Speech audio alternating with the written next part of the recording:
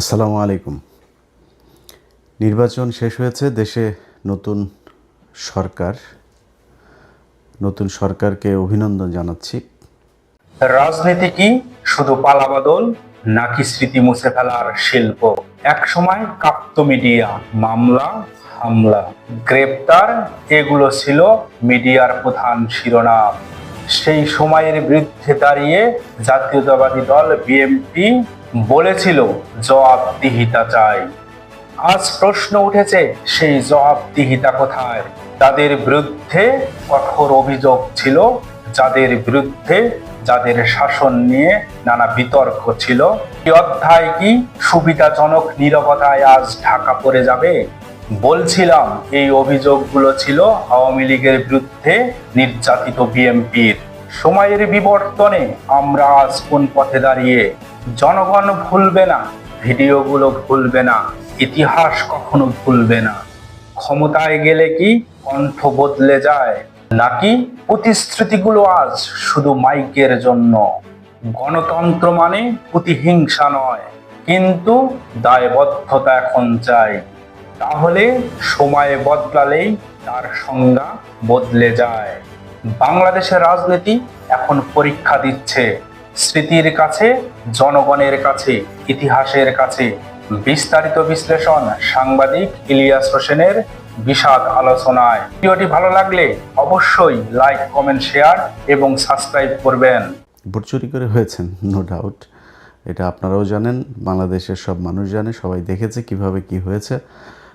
এমনকি প্রধানমন্ত্রী তারেক রহমান তিনি যে আসনটাতে ঢাকাতে নির্বাচিত হয়েছেন সেটা নিয়েও অনেক কি বলবো যে বিতর্ক আছে, এবং সেই বিতর্কগুলোর খুব যৌক্তিক ভ্যালিড গ্রাউন্ড এখানে আছে। সো আমরা সেই বিতর্কে না যাই, যেহেতু যারা বিরোধী দলে ছিল, প্রধান বিরোধী দল এখন বাংলাদেশ জামাত ইসলামী, সেই জামাত ইসলামী নিজেই আপনাদেরকে অভিনন্দন জানিয়েছে, তারা মেনেও নিয়েছে। এবং সারা দেশে অবশ্যই নির্বাচন পরবর্তী কিছু সহিংসতা হয়েছে, সেটাও যে মানুষগুলো মারা গিয়েছে সে মানুষগুলো মারা না গেলে না যাওয়াটা খুবই খুবই আশাব্যঞ্জক হতো, এবং সেটাই প্রত্যাশিত ছিল। তারপরও মারা গিয়েছে, এক জায়গায় একজন নারী ধর্ষণের ঘটনাও ঘটেছে। এইসব বিষয়গুলো নিয়ে আমাদের অবশ্যই উদ্বেগের ব্যাপার আছে। তারপরেও এখন মোটামুটি বলা চলে পরিস্থিতি কিছুটা শান্ত। তো বিএনপির ভাইরা, আপনারা অনেকের সাথে বিএনপি তো আর এই গত প্রায় সেই 2014 সালের 5 জানুয়ারি নির্বাচনের পর থেকে এখন পর্যন্ত আমি ইলিয়াস হোসাইন, আমাকে আপনাদের চিনতে নিশ্চয়ই বাকি নেই। অনেক বিএনপির আমার শুভাকাঙ্ক্ষী যারা আছেন তারা বলে থাকেন যে ভাই, আপনি এই নির্বাচনের আগে এসে কেন আপনি সরাসরি বিএনপির বিরুদ্ধে গেলেন, দাঁড়িপাল্লার পক্ষে ভোট চাইলেন, এটা কেন করলেন? দেখেন ভাই, আপনাদেরকে আবারও বলে রাখি, 2031 সালে বাংলাদেশে আবার যখন নির্বাচন হবে, ওই নির্বাচনে আমি দাঁড়িপাল্লার পক্ষেই ভোট চাবো, এটা আপনাদের আগাম বলে রাখলাম। আপনি যদি মনে করেন যে বৃষ্টি যেদিকে ছাতা সেই দিকে ধরবো, ওই চরিত্র আমার ভেতরে নাই। আপনাদের ভেতরে যদি পরিবর্তন আসে সামনে নির্বাচনে, তখন দেখব। কিন্তু এই মুহূর্তে যদি আপনাদেরকে জিজ্ঞেস করি, যিনি বিএনপির খুব মানে কি বলবো যে পজিটিভ রাজনীতি যারা করেন, যারা আসলে ভারতকে অপছন্দ করেন, এই 15-16 বছর 17 বছর ধরে, এটা তো বলার অপেক্ষা রাখে না যে বিএনপির উপরেও কী পরিমাণে নির্যাতন এই আওয়ামী লীগ চালিয়েছে। তো আপনাদের চোখের সামনেই ঘটেছে। আপনার দলের যিনি প্রধান আছেন, তিনি এই প্রায় 20 বছর যুক্তরাজ্যে কাটাতে হয়েছে, তিনি দেশে যেতে পারেন নাই, তাকে মারা হয়েছে, তাকে হত্যার উদ্দেশ্যেই তাকে নির্যাতন করা হয়েছে। এগুলো এই বাংলাদেশেই ঘটেছে। এবং বেগম খালেদা জিয়া, তিনি যদি নাকি বেঁচে থাকতেন, তাহলে এই নির্বাচনের এই পরের অবস্থাটা আরও অনেকগুলো সংকটের অনেক সহজ সমাধান হয়ে যেত। তো তিনিও যে মৃত্যুবরণটা করলেন, আমার বিশ্বাস যে তাকে তিলে তিলে মৃত্যুর মুখে ঠেলে দেওয়া হয়েছে। অনেকেই মনে করবেন যে না, উনি এখন মারা গিয়েছে, এই জন্য হয়তো অভিযোগ করেন, কিন্তু ওনাকে স্লো পয়জনিং করা হয়েছে। যদি সেটা করা নাও হয়ে থাকে, উনি যতদিন ধরে দেশের বাইরে চিকিৎসার জন্য যেতে চাচ্ছিলেন, তাকে চিকিৎসার জন্য যেতে দেওয়া হয় নাই, অহেতুক তাকে জেলখানায় আটকে রাখা হয়েছে, তাকে মৃত্যুর মুখে ঠেলে দেওয়া হয়েছে। এটা অস্বীকার করার কোনো কারণ নেই। তো এই যে নির্যাতনগুলো চলেছে, আপনাদেরকে একদম মুখ পুছে ফেলার, মানে বিএনপির কিছু লোকজনের অবস্থা দেখলে মনে হয় যেন আমরা তাদের বিশাল আকারের শত্রু। ভাই, নির্বাচনে আপনি যদি চান কোনো প্রতিদ্বন্দ্বী আপনার থাকবে না, সবাই আপনার পক্ষে কথা বলবে, তাহলে তো হাসিনা যেরকম নির্বাচন করেছে সেই নির্বাচন হবে। আপনাকে প্রতিদ্বন্দ্বী নিতে হবে এবং প্রতিদ্বন্দ্বীদের চাইতে ভালো আপনাকে করে নির্বাচনে জয়ী হতে হবে। এটা এবার যেমন ছিল, সামনে যখন নির্বাচন হবে সেই নির্বাচনেও আপনাকে মাথায় এটা রাখতে হবে। এবং সেই প্রিপারেশন যদি আপনার না থাকে, এবার জামাত ইসলামের সাংগঠনিকভাবে তারা আপনাদের সাথে হয়তো খুব নমনীয়ভাবে দেশের একটা ক্রান্তিকাল চলছিল, এই মুহূর্তে দেশের ভেতরে যদি বিশৃঙ্খলা, আমি আল্লাহর কসম করে আপনাদেরকে একটা কথা বলছি, আমি নির্বাচনের পরে জামায়াতের আমিরের সাথে কথা বলেছি, সেই কথার ভেতরে একদম উনি যা বলেছেন, আল্লাহর কসম করে বলছি, আগেই বলছি, উনি যা বলেছেন সেই কথাটাই আপনাদেরকে বলি। ওনার মুখ দিয়ে বললে হয়তো আপনাদের বিশ্বাস নাও হতে পারত। আমি ওনাকে জিজ্ঞেস করেছিলাম যে আপনারা নির্বাচনের দিন যখন সন্ধ্যার পরে বিভিন্ন কেন্দ্রে ভোট গণনা শুরু হওয়ার পরে আমরা প্রথম দিকে দেখলাম যে সবগুলো আসনে সবগুলো কেন্দ্রের ভোট যখন ফলাফল প্রকাশ হচ্ছে, তখন দেখা যাচ্ছে যে দাঁড়িপাল্লার ভোট বেশি। হঠাৎ করে বিভিন্ন জায়গায় ভোট গণনা বন্ধ হয়ে গেল। প্রথমে নির্বাচন কমিশনের যে ওয়েবসাইট, সেখানে দেখাচ্ছিল একদম প্রথম পরপর 5টা দাঁড়িপাল্লার, একটা ছিল ধানের শীষের। তো সম্ভবত টাঙ্গাইল 5 বা কোনো একটা আসনের ফলাফল দেখাচ্ছিল যে ধানের শীষের, আর সবগুলো দাঁড়িপাল্লার। এখন এই সময় এসে নির্বাচনের ফলাফল ঘোষণা করা বন্ধ হয়ে গেল। তো বন্ধ হওয়ার পরে যখন কিনা আপনি করলেন, একসাথে কয়েকটা কেন্দ্রের কয়েক ঘন্টা পরে আপনি দিলেন, 2-3 ঘন্টা থেকে তারপরে হঠাৎ করে একসাথে, যেমন তারেক রহমানের যে আসনটা, খালেদুজ্জামান ভাই যেখানে দাঁড়িয়েছিল, খালেদুজ্জামান যখন কিনা সম্ভবত 17টা না কয়টা আসনের ফলাফল তারা একসাথে রিটার্নিং অফিসার আপনার সাইন করে দিয়েছেন, যে এটার আলাদা কোনো খবর নাই যে কোন কেন্দ্রে কতটুকু। যেটা আমি নির্বাচনের আরও 1 সপ্তাহ আগে থেকে বারবার বলছিলাম যে কারচুপি যেটা হতে পারে, এই যে বলা হয়, মানে আধ্যাত্মিক কথাবার্তা বলা হয়, ভারত আমাদের এখানে জোর করে বসায় দেওয়া যায়, ভারত যা চায় তাই হয়, আমেরিকা যা চায় তাই হয়, এটা আমি মানি না, এটা আমি মানতে চাইও না, ভবিষ্যতেও মানব না, যে তারা এসে তারপরে ওই কালো জাদু করে তারপরে কাউকে ভোট বেশি পাওয়াই দেয়। এটা আমাদের দেশের যে ইঞ্জিনিয়ারিং, যেই মেকানিজম, সেটার মাধ্যমেই এটা করা হয়। তো সেটা কিভাবে করা হয়, ধরেন আপনি ফলাফল ভোট হয়েছে এক রকমের, আর রিটার্নিং অফিসারের অফিসে যখন যায় তখন রিটার্নিং অফিসার ঘোষণা দেয় আরেক রকম। এই জন্যে আমি বারবার বলেছিলাম যে প্রতিটা কেন্দ্রের ফলাফল, কেন্দ্রে যারা থাকবে এজেন্টরা, তারা ওই কেন্দ্রের ফলাফল ঘোষণা করে তারপরে এই কেন্দ্র ছাড়বে। কিন্তু জামাত ইসলামের বিভিন্ন জায়গাতে এই অভিযোগটা আমি নিজেও পেয়েছি, যে জামাতের ধরেন এক জায়গায় আমি জামাতের একজনকে জিজ্ঞেস করছিলাম, এই যে কি বলে, মামুনুল হকের কেন্দ্রে। তো মামুনুল হক হুজুরের এই কেন্দ্রটাতে আমি 100% গ্যারান্টি দিয়ে বলতে পারি যে উনি পাশ করেছিলেন, ববি হাজ্জাজ এখানে পাশ করেন নাই, কিন্তু ওনার এখানে এজেন্ট নাই। পরে আমি জিজ্ঞেস করলাম যে এই কেন্দ্রটাতে এজেন্ট ছিল না, পরে উনি খোঁজ নিয়ে আমার জানালেন যে ওইখানে একজন নারী এজেন্ট ছিল, তিনার ছোট বাচ্চা ছিল, তিনি চলে গিয়েছেন। আরেক জায়গায় একজন গিয়েছিলেন নামাজে, ওই ফাঁকে যা করার করে ফেলেছে। সো আপনাকে এই প্রিপারেশন রাখতে হবে যে এমন একজনকে দিতে হবে যে 24 ঘন্টা থাকতে পারবে, যতক্ষণ দরকার হয় এই ফল বের না হওয়া পর্যন্ত তাকে থাকতে হবে। এরকম ঘটনা নিশ্চয়ই আরও অনেক জায়গাতেই ঘটেছে। এই ঘটনাগুলোকে যাতে ঘটানো না হয় সেটা ব্যবস্থা করতে হবে। তো আমি আমির সাহেবকে জিজ্ঞেস করলাম যে আপনারা যখন ফলাফল দেখলেন যে কয়েক ঘন্টা বন্ধ রেখে এরপরে এই ফলাফল দেওয়া হলো, হঠাৎ করে 10টা 15টা 20টা কেন্দ্রের একসাথে ফলাফল দেওয়া হচ্ছে, এই 2-3 ঘন্টা যখন বন্ধ ছিল, আপনাদের নিশ্চয়ই মনে আছে, চ্যানেল 24, 71 টিভি, সময় টিভি, তারপর আরও কয়েকটা টেলিভিশন আছে, এরা আপনার রেজাল্ট দেওয়া শুরু করলো কি, যে সব জায়গায় বিএনপি, জামাতের যে আসনগুলো আমি নিজে ধরেন যেগুলোর খবর জানছিলাম, যেমন আমার বাসা চুয়াডাঙ্গাতে, আমি চুয়াডাঙ্গার দুটোতেই রেজাল্ট পেয়েছি যে দুটো জিতে গিয়েছে, কুষ্টিয়াতে 3টা রেজাল্ট পেয়েছে জিতে গিয়েছে, নীলফামারীতে জিতেছে, সাতক্ষীরাতে জিতেছে, যশোরে খবর পেয়েছে, কিন্তু সেগুলো রেজাল্ট দেওয়া হচ্ছে না, সেগুলো বলছে না, সব বিএনপি, এবং মানে আজগুবি রেজাল্ট দিয়ে দেওয়া হচ্ছে চ্যানেল 24, তারপরে এই সময় 71, এই টেলিভিশনগুলোতে। তা আমি সাহেবকে বললাম যে আপনারা এই সময়টাতে আপনারা কোনো প্রতিবাদ করলেন না কেন? যখন দেখলেন যে আপনাদের রেজাল্ট আর দেওয়া হচ্ছে না, ওই জায়গায় তো আপনাদের উচিত ছিল। ঢাকা 8, মির্জা আব্বাস কখনোই পাশ করে নাই, মির্জা আব্বাসের এখানে কি হয়েছে সেটা বাংলাদেশের সব মানুষ দেখেছে, যে বিএনপি করে সেও জানে কিভাবে পাশ করানো হয়েছে তাকে।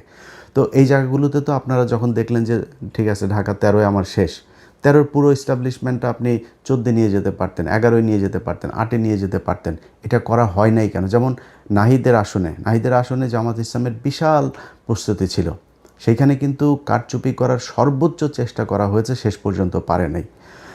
তো এখন এইখানে এগুলোতে করা হলো না কেন? মির্জা আব্বাসের আসনটাতে সেখানে যেখানে যেখানে কোনো সিল মারা নাই, এক জায়গায় কালো দাগ আছে, তারা নিজের নিজের দাগ দিয়েছে, দাগ দিয়ে দিয়ে তারা বলেছে যে এটা এই পেয়েছে। নির্বাচন কমিশন সিদ্ধান্ত দিল যে যেখানে যেখানে কালো দাগ পেপারের যে কোনো এক জায়গায় যদি নাকি থাকে, দাগ থাকে, সেটাই ধানের শীষ হিসাবে গণ্য করা হবে। কেন? ধানের শীষ ছাড়া কি আর কোনো মার্কা নাই ওইখানে? এটা করা হয়েছে। তো এই আমি যতটুকু আমি আপনাদের কাছে সব কিছু বলছি না, কিন্তু আমি যতটুকু ভেতরে মানুষজনের সাথে কথা বলে বুঝেছি যে এই নির্বাচনটার আসলে এরকম একটা ফলাফল জামাতকেও আগে থেকেই বলে রাখা হয়েছিল যে আপনাদেরকে মেনে নিতে হবে। পরিস্থিতি যদি আপনাদের যায় এবং সেই ক্ষেত্রে যদি কোনো দেশে খারাপ একটা দিকে যায়, তখন কিন্তু আপনারা সামলাতে পারবেন না, আমসালা সব সমানে যাবে। জামাত ইসলাম মেনে নিয়েছে, ঠিক আছে, আমরা তো ভাই জামাত ইসলামের হারানোর কিছু নাই। জামাত ইসলাম আজকে বাংলাদেশের প্রধান বিরোধী দল, 32% ভোট পেয়েছে তারা, না 37% ভোট পেয়েছে তারা, বিএনপি পেয়েছে 52%। খুব বেশি পার্থক্য নাই তো এত কিছু করার পরেও।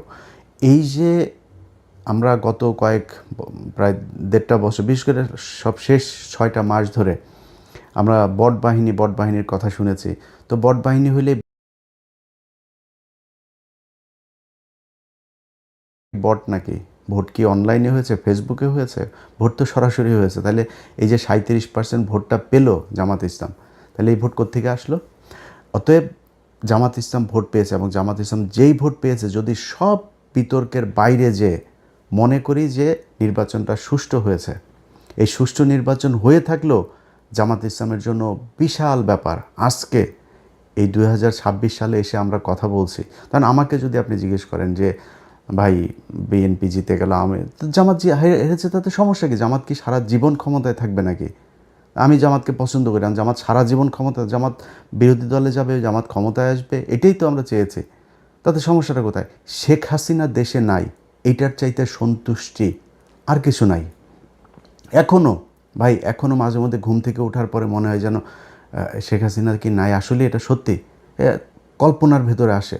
তো আমার কথা হলো যে আপনারা যখন কিনা একসাথে রাজনীতি করেছেন, একসাথে জেল খেটেছেন, একসাথে গুম হয়েছেন, এখনও পর্যন্ত বিএনপির লোকজন আপনার খুঁজে পাওয়া যায় না, এরকম অনেক মানুষ আছে না? ইলিয়াস আলী কোথায় আমরা জানি না, চৌধুরী আলম কোথায় জানি না, এরকম অনেক মানুষ আছে যাদেরকে খুঁজে পাওয়া যায় না। এই যে যিনি এমপি নির্বাচন করেছেন তুলি, তিনার ভাই জানে না এখনও সে কোথায় আছে।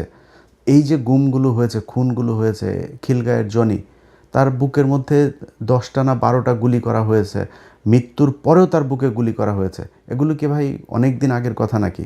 মাত্র এই 2-3 বছর আগের মধ্যে এর মধ্যেই সব কিছু ঘটেছে। আজকে আপনারা কোথায় থাকতেন? সেই জামাত ইসলাম আজকে প্রধান বিরোধী দল, কথা বলতে পারে, তার একটা কর্মীর উপরে কোনো নির্যাতন হলে সরাসরি যায় সে প্রতিবাদ করতে পারে, সে সেখানে যায়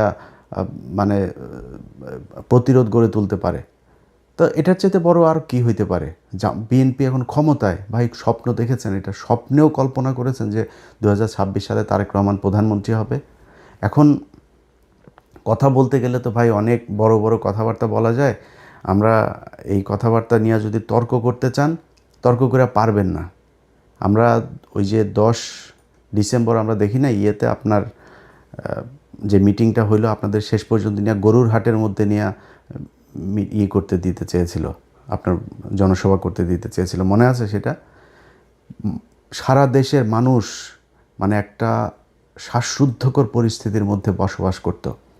একটা ককটেল ফুটেছে, তাও অনেক দূরে, সেই কাকরাইল মোড়ে না কোথায়, আপনার মহাসচিব পরবর্তী কর্মসূচি ঘোষণা না করে দৌড় দিয়েছিল, আবার ফের স্টেজে উঠে এসে এরপরে কর্মসূচি ঘোষণা করে তাড়াতাড়ি দৌড়। এটাই তো আপনারা। ভাই খালেদা জিয়ার বাসার সামনে বালুর ট্রাক সরাইতে পারেন নাই 1.5 বছর, এটাই তো আপনারা।